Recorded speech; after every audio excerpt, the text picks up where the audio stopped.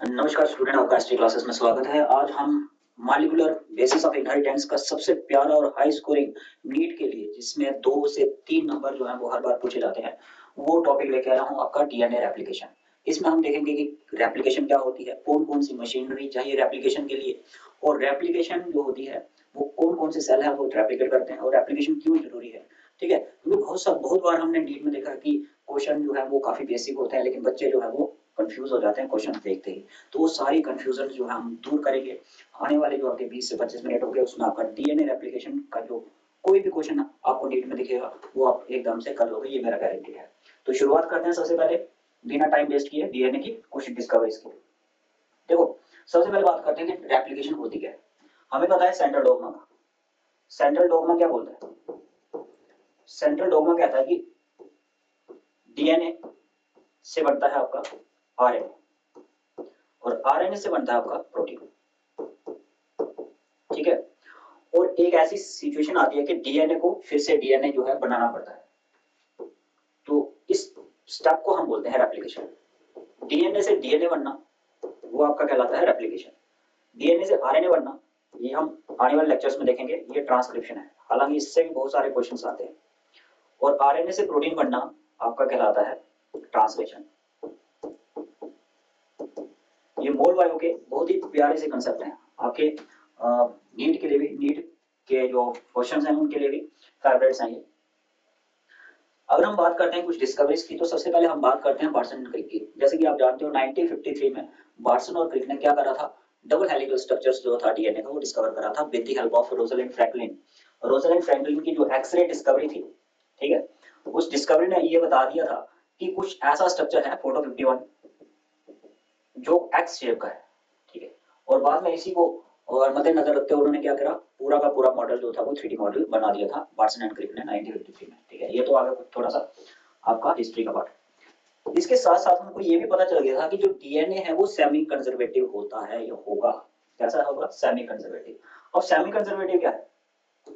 Semi conservative का मतलब हुआ कि मान लो कि ये डीएनए हमारा, ठीक है, और इसमें लगे हैं आपके न्यूक्लियोटाइड्स यानी कि बेस पेयर्स। अब जब डीएनए रेप्लिकेट करेगा, यानी कि इसकी कॉपीज जब बनेगी, तो कॉपीज कैसे बनेगी? एक जो होगी वो पेरेंट वाली होगी, और एक कॉपी जो होगी वो न्यूली सिंथेसाइज्ड होगी, कुछ इस तरह से। ठीक है? ये मानना था उनका कि जो एक कॉपी होती है ये वाली, ये आपकी क्या होगी? आपकी पेरेंट वाली, और एक जो कॉपी इसमें आएगी वो होगी आपकी न्यू। यानी कि ओल्ड एंड न्यू का 50-50 मैचअप रहेगा आपका इसमें डीएनए में। ये उनका मानना था सेमी कंजर्वेटिव को लेकर। ठीक है? इसके साथ साथ अगर हम बात करते हैं आर्थर कॉनबर्ग की, तो इनका भी बहुत ज्यादा योगदान है, क्योंकि इन्होंने भी एक डिस्कवरी करी थी, डीएनए पॉलीमरेज फर्स्ट की। डीएनए पॉलीमरेज फर्स्ट को कॉनबर्ग एंजाइम भी कहते हैं। आगे हम देखेंगे डीएनए पॉलीमरेज का क्या रोल रहता है रेप्लिकेशन में, बहुत ही ज्यादा इंपॉर्टेंट रोल रहता है। ठीक है? तो याद रखना, डीएनए पॉलीमरेज कई बार क्या होता है, डायरेक्ट क्वेश्चन आ जाता है ऐसे कि भाई बताओ डीएनए पॉलीमरेज जो था इसका डिस्कवर कौन है, तो आपका आएगा आर्थर कॉनबर्ग। रेजी ओकाजाकी, ठीक है, 1968 इन्होंने डिस्कवर किया था कि रेप्लिकेशन के अंदर क्या होता है, छोटे छोटे फ्रेगमेंट्स बनते हैं। ठीक है? हम देखेंगे उन फ्रेगमेंट्स को बोलते हैं ओकाजाकी फ्रेगमेंट्स। ठीक है? ये डिस्कवरी कर किसने किन्होंने करी थी? रेजी ओकाजाकी ने। सेंट्रल डोग्मा की बात हमने अभी कर ली कि रेप्लिकेशन से रेप्लिकेशन बन, डीएनए से डीएनए बनना, वो आपका क्या कहलाता है? रेप्लिकेशन कहलाता है। ठीक है?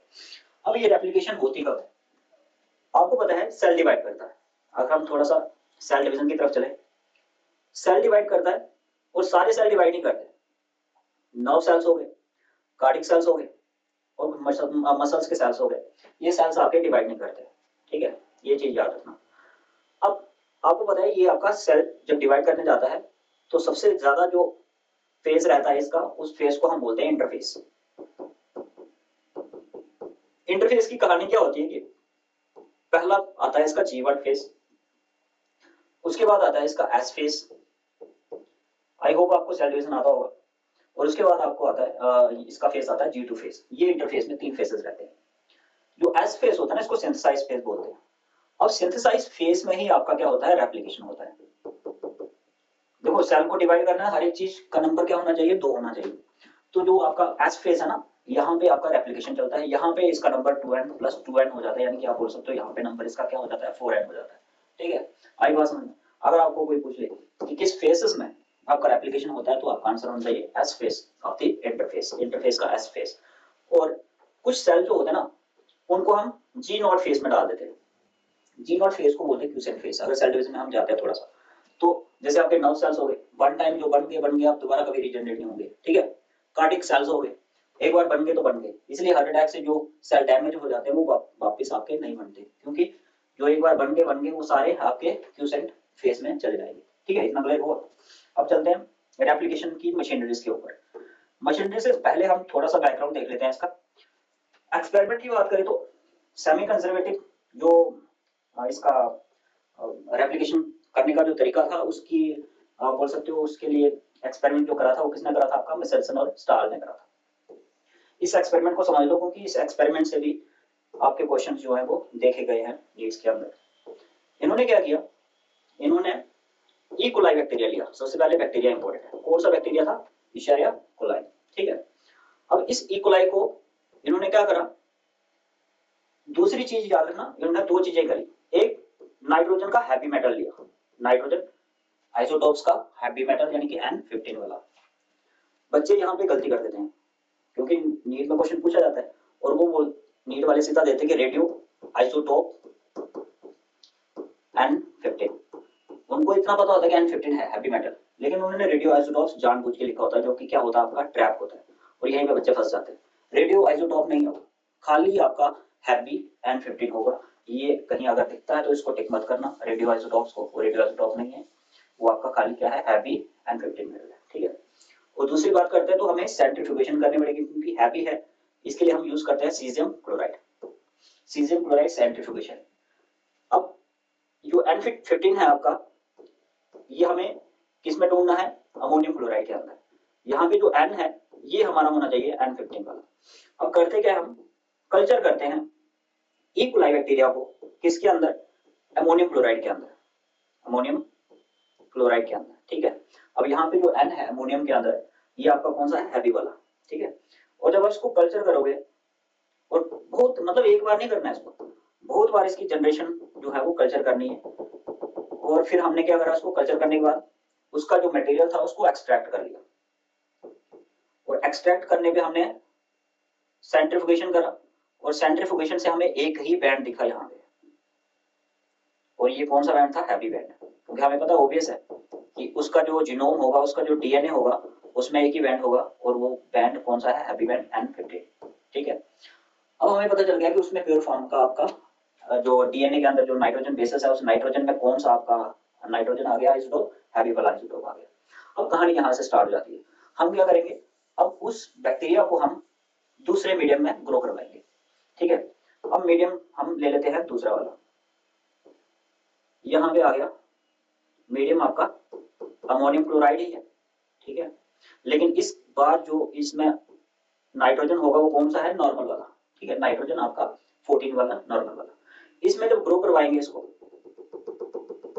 और ग्रो करवाने के बाद जब हम इसकी फर्स्ट जनरेशन यानी जीरो जनरेशन मान लो लेते हो, और लेने के बाद इसको अगर आप रन करवाते हो सीजियम क्लोराइड सेंट्रीफ्यूगेशन से, तो वहां पे हमें एक ही बैंड दिखा। ठीक है, वहां पे भी हमें एक ही बैंड दिखा, लेकिन वो जो बैंड हमें दिखा वो मिड रेंज पे दिखा, ना नीचे ना ऊपर, ज्यादा नीचे नहीं था, और हमें ये बैंड बिल्कुल बीच में दिखा, और एक ही था। लेकिन जो हमारा कंट्रोल था, हमने जो पीछे ऑब्जर्व करा था, यहाँ पे बना देता हूँ, जो N15 वाला था, ठीक है, वो बैंड हमारा कहाँ था, काफी नीचे था, क्योंकि हैवी था तो वो बिल्कुल नीचे बैंड हमें दिखा यहाँ पे डीएनए का। अब ये दिखा मिड रेंज पे, तो यहाँ से एक कंक्लूजन मिलता है कि ये मिड रेंज क्यों आया। मिड रेंज मिलने का एक कारण था इसका कि यहाँ पे नाइट्रोजन जो है वो मिक्सअप है, हाइब्रिड है। यहाँ पे नाइट्रोजन आपका N14 भी है और नाइट्रोजन आपका N15 भी है। और फिर जब हमने दोबारा इसको क्या करा, सेकंड जनरेशन देखी इसकी, इसमें सेकंड जनरेशन जब हमने देखी, ठीक है, और सेकंड जनरेशन का जो रिजल्ट था उसमें हमें दो बैंड दिखे। अब दो बैंड दिखने का कारण क्या था, एक बैंड आपका मिड रेंज वाला जो हाइब्रिड था, अभी पीछे हमने देखा, और एक और बैंड नया बना जो थोड़ा लाइटर था ऊपर इसके। ये माना गया कि ये वाला आपका प्योरली क्या है, नॉर्मल वाला N14 वाला बैंड है, और ये वाला जो था ये आपका क्या था, N14 और N15 का मिक्सअप वाला बैंड था। आई बात समझ में? अब इसका कंक्लूजन क्या बनता है? इसका कंक्लूजन यही बनता है कि जो रेप्लिकेशन हो रही है डीएनए के अंदर वो कैसी होती है, आपकी सेमी कंजर्वेटिव होती है। मतलब जो डीएनए जो बनता है, डीएनए का कुछ हिस्सा जो होता है वो आपका नया वाला होता है और कुछ हिस्सा जो होगा वो पेरेंट का होगा, ठीक है, पुराना वाला होगा। यहाँ पे देख लेते हैं हम कि किस तरह से आपकी जनरेशन वाइज इनके रिजल्ट आते हैं। तो सबसे पहले हमने क्या किया, पेरेंट का डीएनए लिया, ठीक है, और इसको हमने क्या करा, कल्चर करा अमोनियम क्लोराइड में जिसमें हैवी नाइट्रोजन था। और फिर कई जनरेशन कल्चर करने के बाद इसको हमने नॉर्मल वाले मीडियम में डाल दिया जिसमें आपका N14 था, और हमें एक हाइब्रिड बैंड दिखा। हाइब्रिड बैंड दिखना मतलब एक तो आएगा पेरेंट वाला, ठीक है, और एक न्यूली सिंथेसाइज हुआ आपका 14 वाला, ठीक है। तो आप बोल सकते हो जो आपका येलो में है ये पेरेंट वाला था, और जो आपका बोल सकते हो कि ये पर्पल में जो है ये आपका कौन सा है, न्यू वाला, ये वाला आपका न्यू होगा, और ये वाला आपका कौन सा है, पेरेंट वाला है।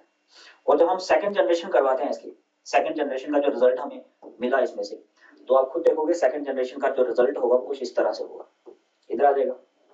इसका भी देखो, इसका यहाँ पे आ जाएगा, और यहाँ पे भी हमें एक यहाँ मिलेगा, और इसमें से जो आएंगे ये दोनों के दोनों नए होंगे, ऐसे ये नए होंगे, और एक यहाँ होगा।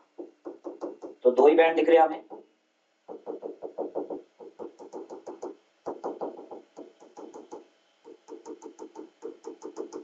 कौन से दो बैंड दिख रहे हैं आपको, ये वाले दो, ठीक है। ये वाला जो है ये हाइब्रिड है, ये वाला बैंड कौन सा है, हाइब्रिड, और ये वाला जो बैंड है ये आपका लाइटर वाला बैंड है, न्यू वाला टोटली। तो इसीलिए मैंने वो बताया था ना आपको स्टार्टिंग में कि दो बैंड बने, एक बना आपका मिड रेंज में जो हाइब्रिड था, और एक लाइटर वाला जो बना था वो ऊपर बना था, यहाँ पे बना था, ठीक है। और जो यहाँ पे बैंड बना वो कौन सा है, ये वाला लाइटर वाला, प्योरली वाला, ठीक है। तो इस एक्सपेरिमेंट से हमें ये पता चलता है कि जो रेप्लिकेशन का तरीका है वो कैसा है, सेमी कंजर्वेटिव है, मतलब पेरेंट भी आएगा और एक नया वाला भी जो होगा उसके साथ सिंथेसाइज हो जाएगा, ठीक है। और याद रखना एक और एक्सपेरिमेंट इसी के साथ 1955 में टेलर ने किया था, और वो किया था यूकेरियोट्स के ऊपर। ये वाला जो एक्सपेरिमेंट था ये हुआ था आपका कहाँ पे, ई कोलाई प्रोकैरियोट्स में। सेम एक्सपेरिमेंट लेकिन क्रोमोसोम्स के ऊपर करा किसने, टेलर ने 1958 में। और कहाँ पे करा, ये कौन सा प्लांट था वो, फाबा बीन्स, जो ब्रॉड बीन्स होते हैं ना आपके, उसकी रूट जो थी ना, रूट के अंदर जो सेल थे, सेल के अंदर जो क्रोमोसोम्स थे वहां पे किया था। और जो यूज किया था मेथड उन्होंने वो था आपका रेडियोएक्टिव थायमेटिन, रेडियोएक्टिव थायमेटिन का यूज करके, रेडियो आइसोटोप्स जो थे आपके रेडियोएक्टिव वाले थायमेटिन के ऊपर। और थायमेटिन में किसको, रेडियोएक्टिव आइसोटोप्स लिए थे हाइड्रोजन के, कौन सा हाइड्रोजन, ट्रिटियम वाला, कौन सा आइसोटोप हाइड्रोजन का, ट्रिटियम वाला, ठीक है, ये वाला इस पे करा था उन्होंने, ठीक है। और सेम रिजल्ट मिला था उनको मेटाफेस में, सेल डिवीजन के मेटाफेस में उन्होंने जब देखा क्रोमोसोम का हाफ क्रोमेटिड जो था वो आपका रेडियो आइसोटोप्स था बिल्कुल, और जो दूसरा था वो न्यूली सिंथेसाइज्ड था, वो रेडियो आइसोटोप्स नहीं था, ठीक है। तो याद रखना कई बार आपका ये वाला क्वेश्चन भी आ जाता है पेपर में। अगर हम बात करते हैं प्रोसेस की, ठीक है, कि रेप्लिकेशन किस तरह से होती है आपकी, तो सबसे पहले आपको ये समझना होगा कि डीएनए जो है वो डबल हेलिकल होता है, बिल्कुल जिप्ड होता है। और दोनों डीएनए आपके, चाहे वो प्रोकैरियोट्स के हों चाहे वो यूकैरियोट्स के, दोनों आपके क्या होंगे, बिल्कुल जिप्ड होंगे। प्रोकैरियोट्स में जो डीएनए रहता है वो सर्कुलर होता है। अब सर्कुलर डीएनए और जो यूकैरियोट्स हैं उनमें डीएनए जो होता है वो आपका लीनियर होता है।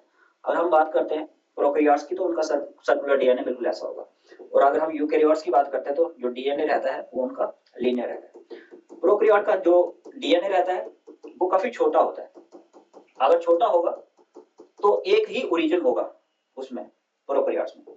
लेकिन वहीं अगर हम बात करते हैं यूकैरियोट्स की तो बहुत लंबा डीएनए है, ठीक है, और वहां पे मल्टीपल ओरिजिन होते हैं। प्रोकैरियोट्स का जो ओरिजिन होता है उसको हम बोलते हैं ओआरआईसी, यहां से रेप्लिकेशन जो है वो स्टार्ट होती है। लेकिन अगर हम यूकैरियोट की बात करते हैं तो मल्टीपल यहाँ पे ओरिजिन हमें देखने को मिलते हैं। कारण क्या है, कारण है काफी लंबा डीएनए है, ठीक है। और आपको पता है लंबा डीएनए होगा, अगर एक ही ओरिजिन होगा तो कई साल लग जाएंगे उस डीएनए को क्या करने के लिए, रेप्लिकेट होने के लिए। तो अगर आपको एफिशिएंसी के साथ स्पीड भी चाहिए तो मल्टीपल ओरिजिन होने चाहिए, और यही कारण है कि मल्टीपल ओरिजिन होते हैं कहाँ पे, आपके यूकैरियोट्स के अंदर, ठीक है। अब शुरुआत करते हैं कि चीज जो है वो कैसे स्टार्ट होती है। जैसे मैंने स्टार्टिंग में बताया जो आपके डीएनए रहता है वो डबल हेलिकल होता है, और डबल हेलिकल डीएनए को सबसे पहले क्या करना पड़ता है, अनजिप करना पड़ता है। ठीक है, अनजिप करना पड़ेगा, खोलना पड़ेगा, और खोलने के लिए जो एंजाइम हमारा इन्वॉल्व होता है ना, उसको हम बोलते हैं हेलिकेस। हेलिकेस याद रखना, ये एंजाइम डायरेक्ट पूछे जाएंगे, which enzyme unzip the DNA, आपका आता है हेलिकेस। हेलिकेस क्या करता है, एटीपी का यूज करके जो हाइड्रोजन बॉन्डिंग होती है ना बेसेस के बीच में, जैसे ए और टी के बीच में डबल बॉन्ड और जी और सी के बीच में ट्रिपल बॉन्ड, उनको तोड़ता जाएगा और अनजिप कर देगा। ठीक है, ये याद रखना, हेलिकेस इन्वॉल्व होता है आपका अनजिपिंग के लिए। और कभी आपने अगर ईयरफोन ही हो गया आपके, उसके केबल्स को अगर खींचा और जोर से, तो पीछे जो है ना वो टेंशन क्रिएट हो जाता है। यहाँ पे जब आप इसको खींचोगे तो यहाँ पे कहीं पे आपका क्या होगा, टेंशन क्रिएट हो जाएगा, और जैसे टेंशन क्रिएट होगा तो उसको रिलीव करना बहुत जरूरी है। तो इसी चीज को देखते हुए एक एंजाइम है, ये यहाँ पे देख सकते हो अच्छे से, ठीक है, यहाँ पे आप देख सकते हो, ये सबसे पहले एंजाइम आता है आपका हेलिकेस। ठीक है, ये क्या करता है, एटीपी का यूज करता है और अनजिप करता है पूरे के पूरे स्ट्रैंड को, डीएनए। ठीक है, और जैसे अनजिप करेगा तो यहाँ पे टेंशन जो होगा वो क्रिएट हो जाएगा इस जगह पे, और इस टेंशन को रिलीव करने के लिए एक और एंजाइम आता है जिसको हम बोलते हैं टोपोआइसोमेरेज। टोपोआइसोमेरेज, देखो बैक्टीरिया की बात करें, हम प्रोकैरियोट की बात करें तो इसको डीएनए गायरेज भी कहते हैं वहां पे। टोपोआइसोमेरेज का काम क्या होता है, जहां पे टेंशन क्रिएट हुआ होगा वहां पे क्या करेगा, कट लगाएगा, निक लगाएगा, दोनों पे भी लगा सकता है, सिंगल स्ट्रैंड पे भी लगाएगा, खोलेगा, रिजॉल्व करेगा और फिर क्या कर देगा, जोड़ देगा। ठीक है, यही काम है इसका। इसका काम होता है निक लगाना, ठीक है, और उसके बाद उसको क्या करना, टेंशन को रिलीव करना, टेंशन को क्या करेगा, रिलीव करेगा, और फिर उसको जोड़ देगा, फिर से अटैच करवा देगा। ठीक है, ये काम होता है आपके टोपोआइसोमेरेज का यूकैरियोट्स में, और डीएनए गायरेज इसको बोलते हैं प्रोकैरियोट्स में। ठीक है, उसके बाद आपको पता होगा जब स्ट्रैंड खुल रही है तो जो नीचे वाली स्ट्रैंड है आपकी, ये दोबारा पीछे से क्या ना हो जाए, बंद ना हो जाए, इसके लिए प्रोटीन्स लगाए जाते हैं। ठीक है, और ये स्ट्रैंड्स को क्या करके रखते हैं, बाई शेप का ही रखते हैं, उसको वापस से बंद नहीं होने देते, और इनको हम बोलते हैं एसएसपीज। एसएसपीज, सिंगल स्ट्रैंडेड बाइंडिंग प्रोटीन्स। ठीक है, इनका एक ही काम है कि ये जो अनजिप्ड पार्ट है ये वापस से जिप ना हो जाए। ठीक है, उसको स्टेबलाइज करेंगे, स्ट्रैंड को क्या करेंगे, स्टेबलाइज करेंगे। ठीक है, तो हमारा हेलिकेस भी हो गया, टोपोआइसोमेरेज भी हो गया, एसएसबीज भी हो गए। ठीक है, अब बात करते हैं मेन मशीनरीज की। ठीक है, जैसे आपका आ गया DNA polymerase, DNA polymerase third. Prokaryotes की बात करते हैं, देखो प्रोकैरियोट्स और यूकैरियोट्स में फर्क बस एंजाइम के नाम का ही है, काम सबका क्या है, सेम ही है। ठीक है, वहां पे जो इसका नाम होगा वो हो जाएगा आपका डीएनए, आपका एप्सिलॉन करके आ जाएगा। ठीक है, और यहाँ पे जो इसका काम करता है पॉलीमराइजेशन का, वो आता है आपका डीएनए पॉलीमरेज थर्ड। अब ये एंजाइम क्या काम करता है, देखो ये आपका डीएनए पॉलीमरेज थर्ड, इसका काम है सिंथेसाइज करना नए स्ट्रैंड को। लेकिन क्या ये सिंथेसाइज कर पाएगा, नहीं, स्टार्टिंग में ये सिंथेसाइज नहीं कर पाता। क्यों नहीं कर पाता, क्योंकि इसको सिंथेसाइज करने के लिए 3 प्राइम OH ग्रुप होना चाहिए एक्सपोज्ड, लेकिन इसको वो ग्रुप नहीं मिलता एक्सपोज। ठीक है, उस ग्रुप को एक्सपोज करने के लिए सबसे पहले आता है हमारा प्राइमर। यहाँ पे देख रहे हो ये क्या है, प्राइमर है। ठीक है, जिसको हम बोलते हैं प्राइमेस। ये क्या करता है, आरएनए स्ट्रेच जो है वो, आरएनए जो आपका स्ट्रेच जो है, कितने कितने बेस पेयर, 8 से 18 बोल लो या 10 से 12 बोल लो, इतने बेस पेयर का स्ट्रेच बना के देगा, जिससे होगा क्या कि 3 प्राइम OH ये एक्सपोज करवा देगा। और एक बार अगर प्राइमर बन गया तो प्राइमर के बाद क्या होता है आपका, डीएनए पॉलीमरेज 3 जो है वो अटैच हो जाता है, और अटैच होने के बाद क्या करेगा, जितने भी डीएनटीपीस है आपके, डीऑक्सी राइबोन्यूक्लियोसाइड ट्राइफॉस्फेट्स, ठीक है, जैसे आपके एडेनिन हो गए, ग्वानिन हो गए, साइटोसिन हो गए, थाइमिन हो गए, इन सबको क्या करेगा, इन सबको जोड़ता जाएगा उसके कॉम्प्लीमेंट्री बेसिस के साथ। और मेन चीज यहाँ पे याद रखनी है आपको कि जो डायरेक्शन होती है वो बहुत जरूरी है, डायरेक्शन का आपको ध्यान रखना है। ठीक है, ये 5 प्राइम ले लेते हैं और ये 3 प्राइम। ठीक है, ये वाली जो डायरेक्शन है आपकी 5 प्राइम से 3 प्राइम जा रही है ऐसे करके, और ये वाला स्ट्रैंड आपका होता है टेम्पलेट स्ट्रैंड, टेम्पलेट स्ट्रैंड। ठीक है, जिसको देख के आपका नया स्ट्रैंड बनता है। और ये वाली हम ले लेते हैं 3 प्राइम से 5 प्राइम। अब देखो डायरेक्शन में बहुत बच्चे कंफ्यूज हो जाते हैं, डायरेक्शन कैसे रीड करोगे, डायरेक्शन करोगे जिस तरफ आपका हेलिकेस जा रहा है, तो हेलिकेस किस तरफ जा रहा है, हेलिकेस जा रहा है आपका इस डायरेक्शन में, तो डायरेक्शन ऐसे ही रीड करोगे 3 प्राइम से 5 प्राइम। और पॉलीमरेज जो है वो भी ऐसे रीड करता है, डीएनए पॉलीमरेज थर्ड जो है वो कैसे रीड करता है, वो रीड करता है आपका जिस डायरेक्शन में आपका हेलिकेज चल रहा होगा, तो वो रीड करेगा आपका 3 प्राइम से 5 प्राइम डायरेक्शन में, और जैसे रीड करेगा तो सिंथेसाइज नया स्ट्रैंड करेगा किस डायरेक्शन में, 5 प्राइम से 3 प्राइम, किस डायरेक्शन में सिंथेसाइज करेगा नया स्ट्रैंड, 5 प्राइम से 3 प्राइम डायरेक्शन में आपका सिंथेसाइज करेगा। दोनों में यही हाल होता है। लेकिन आप यहाँ पे देख रहे हो नई प्रॉब्लम क्रिएट हो जाएगी, जब ये 5 प्राइम से 3 प्राइम जा रहा है इस डायरेक्शन में, ऊपर वाली जो स्ट्रैंड है उसमें कोई दिक्कत नहीं है, नीचे वाली स्ट्रैंड में देखो जरा, मैंने बोला था रीड कैसे करता है, ये रीड करता है आपका 3 प्राइम से 5 प्राइम, अब ये रीड ऐसे करेगा, इस तरफ जाएगा रीड करने के लिए, जब ऐसे रीड करेगा तो आपको पता है ये रुक रुक के बैंड बनाएगा, ये तो प्राइमर है हमारा, यहाँ पे देख लो ये जा रहा है आपका 5 प्राइम से 3 प्राइम डायरेक्शन में, ठीक है, 5 प्राइम से 3 प्राइम डायरेक्शन में, ये डायरेक्शन है इसकी सिंथेसाइज की, जिससे होगा क्या कि जैसे ये सिंथेसाइज कर रहा होगा ना तो आगे इसके आगे क्या आ जाएगा, प्राइमर आ जाएगा, जैसे यहाँ पे देखो ये नया प्राइमर लगा है ना, इसके बाद यहाँ पे क्या करवाएगा, ये नए डीएनटीपी से ऐड करेगा ऐसे ऐसे करते हुए, और जैसे आगे जाएगा तो आगे इसको प्राइमर दिखेगा, फिर रुक जाएगा, यहाँ पे फिर से रुक जाएगा, और फिर से जाएगा पीछे, वहां पे प्राइमर लगेगा, और प्राइमर से फिर से आगे जाएगा, फिर यहाँ पे रुक जाएगा। तो ये जो नीचे वाला स्ट्रैंड है, ये स्ट्रैंड कैसा होता है आपका, वापस पीछे जाओ फिर सिंथेसाइज करो आगे प्राइमर दिखेगा, वापस पीछे जाओ फिर सिंथेसाइज करो आगे प्राइमर दिखना शुरू हो जाएगा, यानी कि रुक रुक के स्टॉपी वाला, या फिर आप बोल सकते हो फ्रैगमेंटेड ये स्टैंड रहता है, और इसी से ही नाम आया था ओकाजाकी फ्रैगमेंट, क्योंकि ओकाजाकी ने डिस्कवर करा था 1968 को, उसी के नाम से ये दे दिया हमने ओकाजाकी फ्रैगमेंट। और इस स्ट्रैंड्स को हम बोलते हैं लैगिंग स्ट्रैंड, क्योंकि लैग जैसा कर रहा है, लैगिंग स्ट्रैंड, और ये वाला जो स्ट्रैंड है इसको हम बोलते हैं लीडिंग स्ट्रैंड, और भी बोल सकते हो कंटिन्यूस एंड डिसकंटिन्यूस, ठीक है, कंटिन्यूस स्ट्रैंड ये कंटिन्यूस आपका ग्रो कर रहा है 5 प्राइम से 3 प्राइम, और ये वाला जो है ये आपका क्या है, डिसकंटिन्यूस है, ये आपका रुक रुक के ग्रो कर रहा है, आई बात समझ में, ठीक है। तो इसके साथ देखो हमने प्राइमर की बात कर ली, प्राइमरेज भी हमें पता चल गया, डीएनए पॉलीमरेज थर्ड भी पता चल गया, देखो इसके साथ डीएनए पॉलीमरेज की एक और खास बात होती है, वो क्या होती है कि डीएनए पॉलीमरेज जो है ना वो आपकी एक एबिलिटी जो है, एक काबिलियत है उसकी, वो क्या है कि वो 5 प्राइम से 3 प्राइम डायरेक्शन में तो पॉलीमरेज कर रहा है वो, ठीक है, डीएनटी से ऐड कर रहा है, लेकिन वो 3 प्राइम से 5 प्राइम एक्सोन्यूक्लियस एक्टिविटी भी रखता है।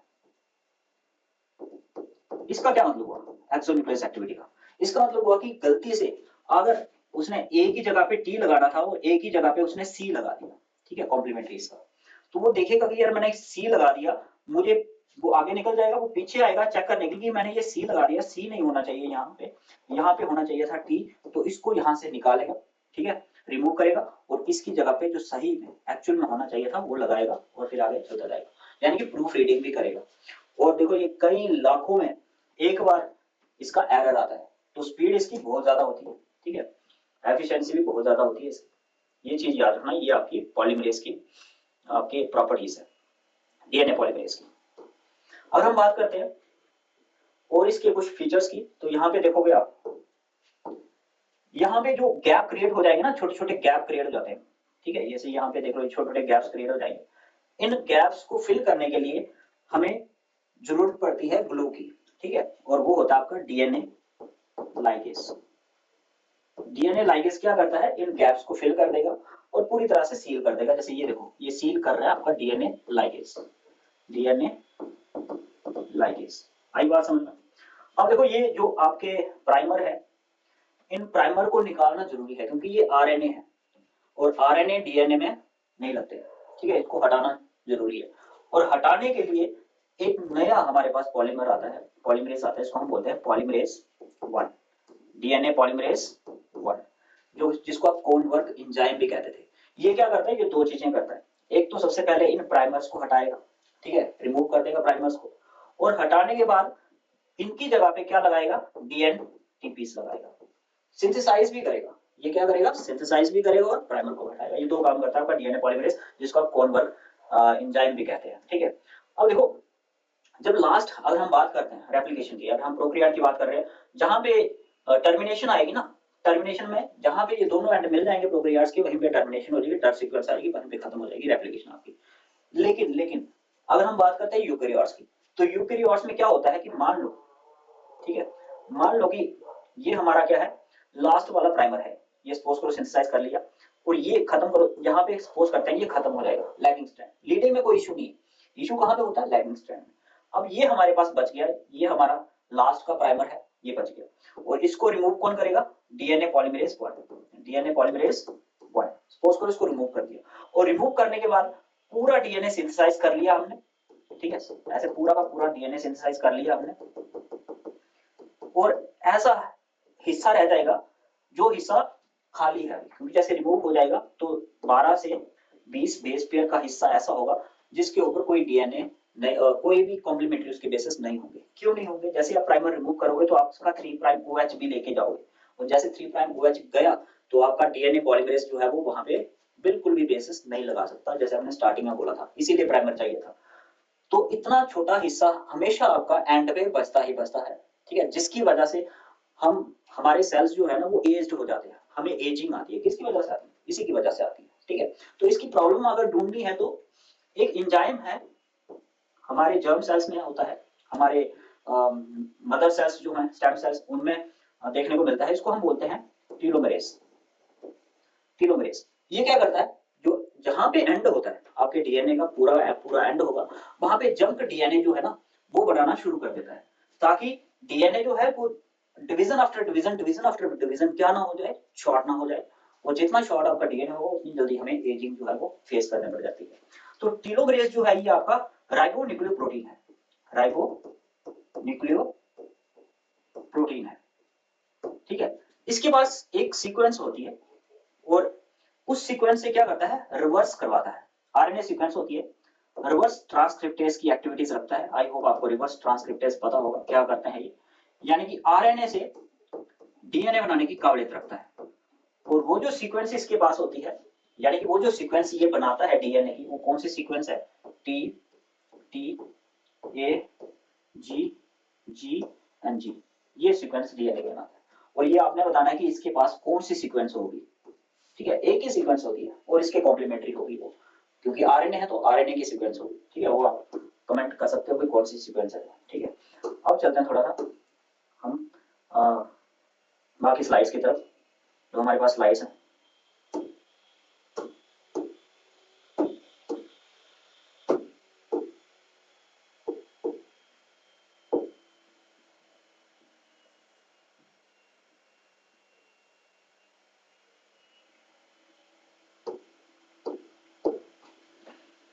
आरएनए प्राइमर क्या करता है, देखो आरएनए प्राइमर हमें पता है डीएनए पॉलीमरेज किसी काम का नहीं है, एक तरह का बोल सकते हो अंधा है वो। क्यों अंधा है, क्योंकि उसको 3 प्राइम OH चाहिए बाइंड करने के लिए, जैसे मैंने अभी समझाया आपको, तो इसीलिए हमें प्राइमर की जरूरत पड़ती है। आरएनए प्राइमर क्या करता है, 10 से 12 न्यूक्लियोटाइड आरएनए का स्ट्रेच क्रिएट करता है, जिसकी वजह से 3 प्राइम OH जो है वो एक्सपोज हो जाता है, और फिर हमारा जो डीएनए पॉलीमरेज है वो सिंथेसाइज करना शुरू कर देता है नया स्ट्रैंड, ठीक है। और प्रोकैरियोटिक पॉलीमरेज, देखो ये एंजाइम्स जो है ये प्रोकैरियोट्स में आपके इन्वॉल्व रहते हैं। अगर हम बात करते हैं डीएनए पॉलीमरेज फर्स्ट की, तो मैंने अभी बताया डीएनए पॉलीमरेज फर्स्ट आपका कॉनवर्ग एंजाइम है। ये क्या करता है, जहां जहां पे आपके गैप थे उन गैप में नए न्यूक्लियोटाइड्स जो है वो ऐड करेगा, प्लस प्राइमर जो आपका है आरएनए प्राइमर, आरएनए जो स्ट्रेस है उसको हटाएगा, ठीक है, प्राइमर को हटाता है और गैप को फिल करता है। डीएनए पॉलीमरेज 2 जो है ये आपका डीएनए रिपेयरिंग में यूज होता है। डीएनए पॉलीमरेज फर्स्ट आपके गैप और प्राइमर को हटाने का काम करता है, 2 आपका रिपेयर में काम करता है, 3 आपका पॉलीमराइजेशन जो रिएक्शन रहती है, नए नए न्यूक्लियोटाइड बनाना, complementary to the template strand synthesize करना नई स्ट्रैंड, वो काम करता है आपका, ठीक है। और ये हाईली प्रोसेसिव होता है। इन सब की डायरेक्शन जो होती है वो 3 प्राइम से 5 प्राइम एक्सोन्यूक्लियस रहती है, ठीक है। प्रूफ रीडिंग में, प्रूफ रीडिंग जानते हो, जैसे मैंने आपको अभी बताया कि ये ऐसे जा रहा है आपका, और इसको लगता है कि मैंने यहाँ पे पीछे गड़बड़ कर दी है, एक ही जगह पे क्या लगा दिया है, आपको टी होना चाहिए था लेकिन टी मैंने नहीं लगाया, सी लगा दिया, तो ये एक बार पीछे जाएगा और इसको चेंज करके इसकी जगह क्या लगाएगा, टी लगाएगा, तो इसको बोलते हैं एक्सोन्यूक्लियस एक्टिविटी। हटाएगा, गलत हुआ और नया लगा देगा, उसको चेक करेगा कि ठीक किया मैंने कि नहीं किया, ठीक है। तो इसकी स्पीड भी बहुत ज्यादा होती है और पीछे ये चेकिंग भी कर रहा होता है। अगर हम यूकेरियोट्स की बात करें तो यूकेरियोट्स में भी सेम ही फंक्शन है लेकिन नाम चेंज है। पॉलीमरेज जो अल्फा है वो बिल्कुल आपका वो काम करता है जो आपके आरएनए प्राइमर होते हैं वो काम करते हैं। पॉलीमरेज डेल्टा जो है ये लैगिंग स्ट्रैंड को सिंथेसाइज करता है, ठीक है, जो लैगिंग स्ट्रैंड होगा ऊपर जाके फ्रैगमेंट बनाता है उसको सिंथेसाइज करता है। पॉलीमरेज एप्सिलॉन जो होगा ये लीडिंग स्ट्रैंड यानी कंटीन्यूअस वाली है उसको सिंथेसाइज करता है। पॉलीमरेज जो आपका गामा है ये आपका रोल प्ले करता है डीएनए जो आपका सेल न्यूक्लियस के अंदर होता है वो वाला नहीं, जो माइटोकॉन्ड्रिया के अंदर डीएनए है उसमें रेप्लिकेशन में रोल प्ले करता है। और यूकेरियोटिक की रेप्लिकेशन जो होती है वो आपको पता है स्टार्टिंग में बताया एस फेज में होती है। और हम बात करते हैं डायरेक्शन की, तो डायरेक्शन बहुत ज्यादा इंपॉर्टेंट है। डायरेक्शन जो होती है रेप्लिकेशन की वो 5 प्राइम से 3 प्राइम होती है। लीडिंग स्ट्रैंड की जो डायरेक्शन रहती है, कंटिन्यूस स्ट्रैंड है उसकी डायरेक्शन रीड टेम्पलेट की 3 प्राइम से 5 प्राइम होती है, रीड करना 3 प्राइम से 5 प्राइम और उसके बेसिस लगाना 5 प्राइम से 3 प्राइम। सेम कर लैगिंग स्ट्रैंड ये मैंने अभी बता दिया आपको सारा कुछ, ठीक है। तो एक बार आप इसको देख सकते हो। अब एनर्जी की बात कर लेते हैं। देखो एनर्जी कहां से आई, मैंने बताया आपको जो हेलिकेस है, हेलिकेस एनर्जी लेता है एटीपी से, लेकिन जब नए नए न्यूक्लियोटाइड बन रहे हैं, नए नए जो न्यूक्लियोटाइड यहाँ पे आ रहे हैं नए नए वाले, तो वो कहां से लेंगे आपके डीएनटीपी से, क्योंकि डीएनटीपी में फॉस्फेट होते हैं। तो 3 फॉस्फेट है, ठीक है, 3 फॉस्फेट है और यहाँ पे आपका शुगर रहता है और यहाँ पे आपका नाइट्रोजन बेस रहता है, ठीक है। ऐसे करके स्ट्रक्चर होता है। इन 3 में से 2 को तोड़ दिया जाता है और इसमें से निकाली जाती है एनर्जी, और एनर्जी का यूज कर दिया जाता है क्या करने के लिए, जोड़ने के लिए। तो 2 काम करता है, एक तो सबस्ट्रेट बनाता है और दूसरा एनर्जी भी खुद निकालता है आपका कौन, ये आपके डीएनटीपी, ठीक है। तो याद रखना सबस्ट्रेट का भी काम करते हैं और एनर्जी का भी काम करते हैं आपके डीएनटीपी।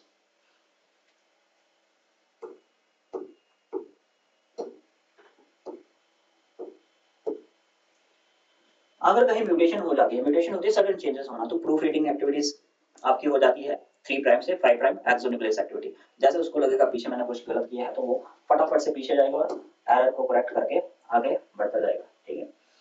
और बाकी सेम है जैसे मैंने आपको बताया, टीलोमेरेज का मैंने कंसेप्ट आपको बता दिया, ठीक है। अब हम क्वेश्चंस देख लेते हैं फटाफट से। क्वेश्चंस को आप फटाफट से क्वेश्चन को देखो, पॉज करो वीडियो और आंसर देने की कोशिश करो उसमें। सबसे पहला क्वेश्चन क्या है, experimental proof of semi conservative replication of DNA was first shown in, जो प्रूफ था कि रेप्लिकेशन जो है वो सेमी कंजर्वेटिव नेचर की होती है, तो पहले कहां शोन हुआ था आपका बैक्टीरिया में, कौन सा, ई कोलाई में। क्या यूज करके, हैप्पी नाइट्रोजन का आइसोटोप यूज करके, रेडियो आइसोटोप नहीं है, ठीक है। यहाँ पे फंसाएगा आपको नहीं रहा। Taylor conducted the experiment, same experiment semi conservative का टेलर्स ने कंडक्ट करा था 1958 को ही, और वो करा था किसमें, विसिया फावा में, जिसको हम ब्रॉड बीन कहते हैं, ठीक है।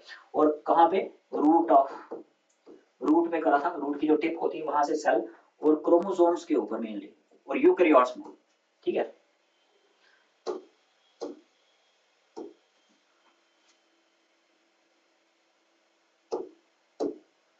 इक्विवेलेंट ऑफ टोपोआइसोमरेज, जिस तरह से टोपोआइसोमरेज यूकैरियोट्स में होता है, प्रोकैरियोट्स में भी सेम वैसा ही एंजाइम होता है, उसको क्या बोलते हैं, उसको बोलते हैं डीएनए काइनेस, ठीक है।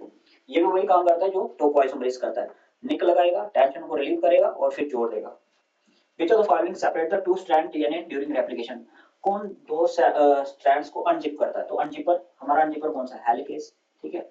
याद रखना इसको, हेलिकेस एटीपी का यूज करता है अनजिप करने के लिए, ये भी याद रखना। Removal of RNA primer and gap filling in prokaryotes primary done by, कौन करता है, तो जो रिमूविंग होगा प्राइमर्स का और गैप फिलिंग जो होगी वो की जाती है आपके डीएनए पॉलीमरेज 1 के द्वारा। इसको आप कॉनवर्क एंजाइम भी कहते हैं, क्योंकि डिस्कवरी उन्होंने किया था कॉनवर्क एंजाइम। डीएनए पॉलीमरेज 2 क्या करता है, रिपेयरिंग का काम करता है। डीएनए पॉलीमरेज 3 क्या करता है, ये नए डीएनटीपीस को जोड़ेगा, पॉलीमराइजेशन का काम करेगा, ठीक है, रेप्लिकेशन करवाता नहीं उस स्ट्रैंड की। और डीएनए आरएनए पॉलीमरेज क्या करेगा, ये प्राइमर करेगा, प्राइमर का काम करेगा। जिस तरह से नींव रखी जाती है उस तरह से ये रखेगा, ठीक है। Which of the following, which specific activity allow DNA polymerase to proofread and correct the mismatched nucleotide? कौन सी ऐसी प्रॉपर्टी है पॉलीमरेज की जो प्रूफ रीड एंड करेक्ट करता है मिसमैच, जो मिसमैच हो गए न्यूक्लियोटाइड उनको, तो 5 प्राइम से 3 प्राइम तो ये सिंथेसाइज करता है, पॉलीमरेज एक्टिविटी करता है। 3 प्राइम से 5 प्राइम एक्सोन्यूक्लियस एक्टिविटी जो है वो राइट आंसर हो जाएगा, ठीक है।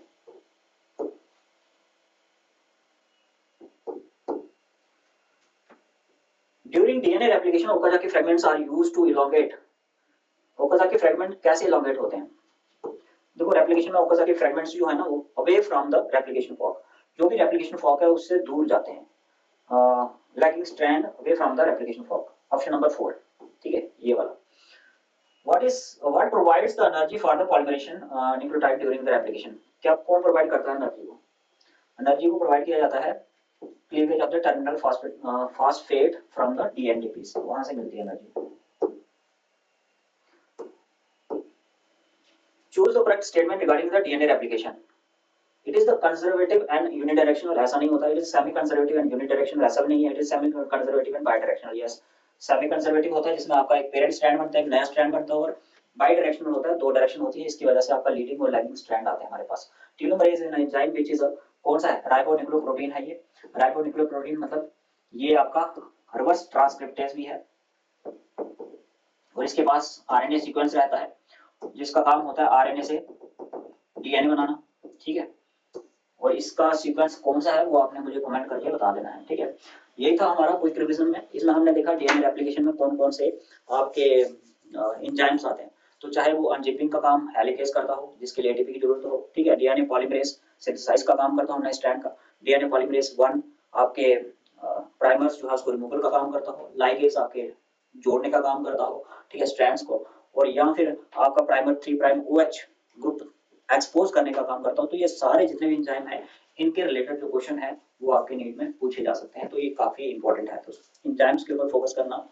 अगले वीडियो में हम मिलेंगे ट्रांसक्रिप्शन को लेकर। ट्रांसक्रिप्शन के कुछ इंपॉर्टेंट क्वेश्चन जो पीवाईक्यूज में पीवाईक्यूज के तहत होंगे, ठीक है।